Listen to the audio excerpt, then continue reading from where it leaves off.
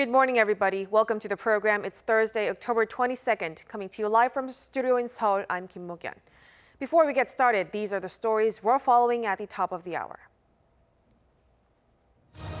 Concerns have been mounting over the safety of flu shots as 2 more people in South Korea have died shortly after getting vaccinated, bringing the total of related incidents to 13 so far this season. Europe continues to see a record number of COVID-19 infection cases. Germany's health minister tested positive, and Italy and France are further imposing measures to stem the virus. And U.S. Secretary of State Mike Pompeo says a declaration to formally end the Korean War would obviously be part of efforts to denuclearize the Korean peninsula, reiterating that there's no change in Washington's stance. Our top story this morning, 2 more people in South Korea have died shortly after receiving a flu shot, raising the total to 13 deaths that have come shortly after getting the vaccine.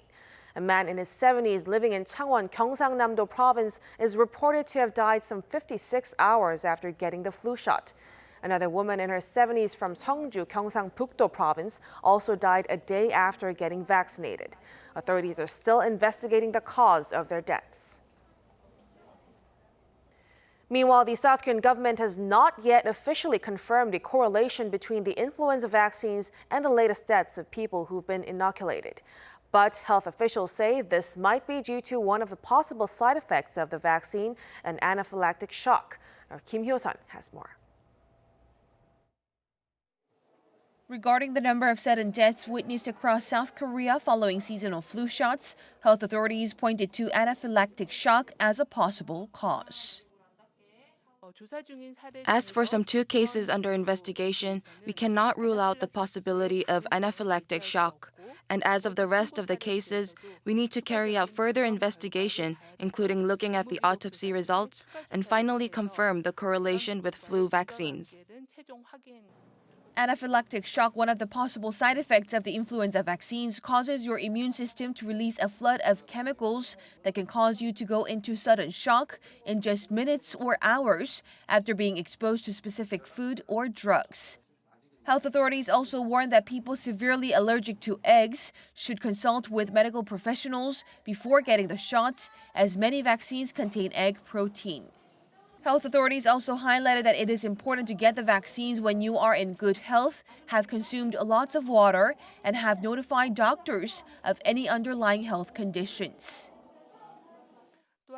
Also, to prevent anaphylactic shock, please monitor your conditions for about 20 to 30 minutes at the health clinic after getting the flu shot. Experts also advise that should you have symptoms like breathing difficulties, swollen eyes or mouth, or dizziness, you need to immediately head to a hospital. As the government plans to continue its public immunization program, despite continued deaths that could possibly be linked with the flu shots, it is critical that individuals abide by the aforementioned guidelines for vaccinations when getting the flu shot. Kim Hyo-sun, Arirang News. And on the COVID-19 situation here in South Korea, health authorities reported 121 new cases on Thursday, hiking back up to triple digits after a week. Authorities are keeping a close eye on cluster infections with focus on nursing homes and facilities for the elderly. Of the new cases, 104 were locally transmitted, most of which were in the Greater Seoul area, and 17 cases were from overseas. The total number of cases now stands at over 25,500. And 3 more deaths have been reported, with the death toll rising to 453. European countries continue to see a record number of COVID-19 infection cases on a daily basis, as a number of countries, including Italy and France, impose further measures in a bid to stem the virus. In Germany, the nation's health minister has also tested positive. Our Lee Seung-jae reports. There's no slowing down in Europe, where a number of countries continue to see record-high daily COVID-19 numbers. This includes the UK, where 26,688 people tested positive during the past 24 hours, breaking their previous record reported earlier this month. With latest government figures showing nearly 6,000 patients in hospitals in the UK, the resurgence is taking toll on the NHS. While data from Johns Hopkins University indicates over 44,000 deaths so far, separate figures published by the UK statistics agencies show there have been 59,000 deaths registered, where COVID-19 was mentioned on the death certificate. Italy continues to battle new daily highs as well. The country reported 15,199 new cases over the past 24 hours. That's the highest daily tally since the start of the outbreak, and up from the previous record of 11,705 posted on Sunday. Italy also reported 127 deaths, the first time the country has reported triple-digit casualties in 5 months. Despite the record high numbers, the country is reporting far fewer deaths compared to March and April, when it reported more than 900. Many regions around the country are now reimposing strict measures, including curfews to shut down late-night gatherings where the virus might easily spread.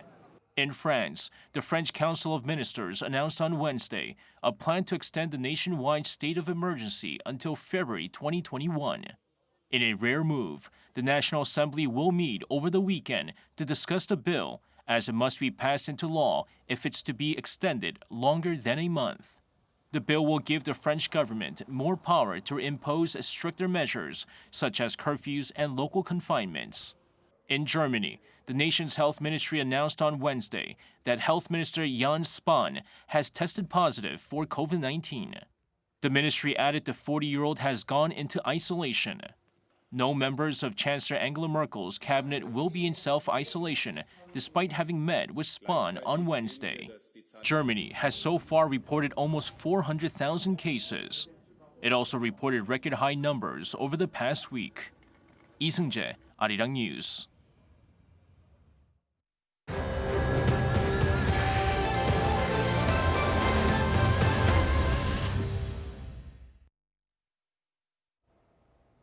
U.S. Secretary of State Mike Pompeo says a declaration to formally end the Korean War would obviously be part of efforts to denuclearize the Korean peninsula. At a press briefing Wednesday, Pompeo stressed that there's been no change in Washington's stance, referring to the need for such a declaration. His remarks come a matter of weeks after President Moon Jae-in called for international support to formally end the war during a speech to the UN General Assembly. The two Koreas technically remain at war as the 1950 to 1953 conflict ended with an armistice, not a peace treaty. North Korean leader Kim Jong-un has paid his respects to Chinese soldiers who died during the Korean War to mark the anniversary of China's participation in the conflict. The North Korea Central News Agency reported on Thursday that Kim visited the Martyrs of the Chinese People's Volunteers in Hwechang County, South Pyongan Province. That's where the Chinese military headquarters was located during the war. The state-run news agency noted that Kim applauded the soldiers' sacrifice as a historic contribution to the great victory in the Fatherland Liberation War. On the same day, Kim also sent a floral basket to the Friendship Tower in Pyongyang. It's a monument symbolizing friendship between China and North Korea. French people and the president gathered Wednesday at a national homage ceremony for the teacher who was brutally murdered by religious fanatics for showing cartoons of the Prophet Muhammad. As France reels in the shock, prosecutors have so far identified 7 people who could have had a hand in the killing. Our Jong-un reports. France is still mourning for Samuel Paty, the history teacher brutally killed last week by a suspected Islamist. A national homage ceremony was held in Paris on Wednesday, attended by hundreds of people. President Emmanuel Macron was also there to pay tribute to a man he called a silent hero and the face of the French Republic. Samuel Paty became the face of the Republic, of our desire to break terrorism, to diminish Islamists, to live as a community of free citizens in our country, the face of our determination to understand, to learn, to continue teaching, to be free. Paty was beheaded last Friday outside his school in Paris by an 18-year-old man who was angered by him showing his students cartoons of the Prophet Muhammad. Authorities have so far alleged that 7 people may have been involved in the killing, including Brian C., the father of one of Paty's students. He started an online hate campaign to fire the teacher in which he posted Mr. Paty's name and the school's address.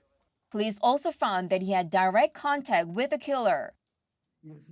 Brahim C. refuted the desire for violence. He said he received messages of support from many, including the killer Abdullah Anzarov, and that led to several calls and contact between the two from October 9 and 13. Police plan to arrest an Islamic fundamentalist with links to the father. Also on their list are 2 students who were paid over $350 to help the killer identify the teacher, as well as 3 of the murderer's friends. The attacker was shot dead by police soon after the killing. The terrorist attack is the 3rd of its kind in France, triggered by a cartoon of the Prophet Muhammad that was published by local magazine Charlie Hebdo. 이경은, Arirang News. NASA has successfully collected samples from an asteroid more than 300 million kilometers from the Earth. It's the first time NASA has successfully gathered sample materials other than comet dust and solar wind particles. Choi Min-jung reports. NASA made history Tuesday by succeeding in its first ever attempt to collect samples from an asteroid. The asteroid, that NASA calls Bennu, is more than 321 million kilometers from Earth. According to NASA, its team confirmed the touchdown occurred on Tuesday evening, East Coast time. It's just scientifically really exciting. It's the first time that we've, been to the surface, tried to touch the surface of another solar system object. The first time that NASA has tried to do that in order to bring back the sample, in a really long time. And the first time that NASA has tried to do it on an asteroid. NASA's minivan-sized spacecraft collected rocks from the asteroid by performing a 5-second touch-and-go technique. After departing from the orbit and making a 4-hour-long descent toward the asteroid, the spacecraft extended its 3-meter-long arms and trapped samples after shooting a burst of nitrogen gas. The collection of samples happened within just 5 seconds after touchdown. Scientists say the samples could provide important clues to explaining the origins of life, as it existed even before Earth was formed. NASA's mission to Bennu started in 2016 after the spacecraft was launched from the Kennedy Space Center. The spacecraft is set to return to Earth in 2023. Choi Min-jung, Arirang News. The trial of Samsung's de facto ruler Lee Jae-yong on charges of violating capital market laws will begin on Thursday. However, he does not need to be present as the Seoul Central District Court is calling both parties, the prosecutors and defendants, for a preparatory proceeding to plan out the trial for efficiency. The case will review several charges of illegal activities that led to the merger of 2 group affiliates, Samsung C&T and Cheil Industries, along with other incidents prosecutors find suspicious. All this, the prosecutors say, was to make sure Lee inherits control of the group from his father, while Samsung says it was a legal business decision.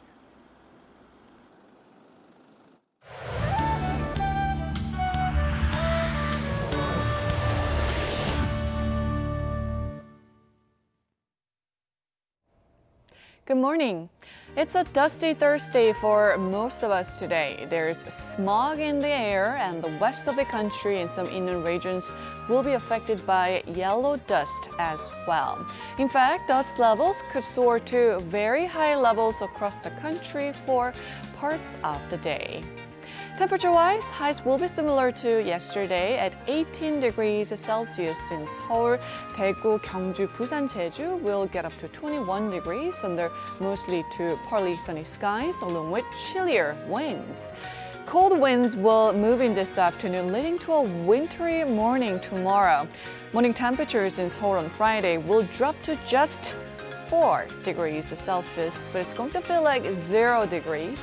So have your winter jackets ready for the morning commute. Tomorrow's highs will only get up to what we had this morning. Chilly weather will stay through the weekend, but at least we'll have good air quality to breathe in again. That's Korea for you, and here's a look at the weather conditions around the world.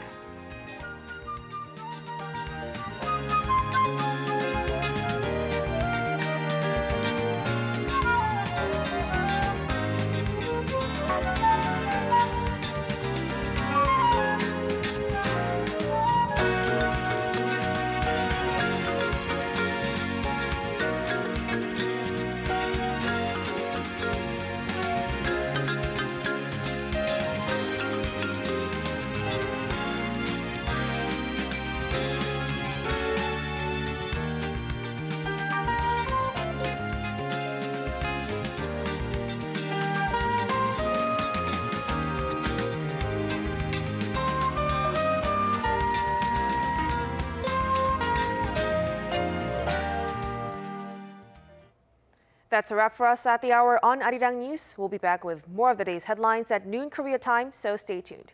Thank you for watching and goodbye.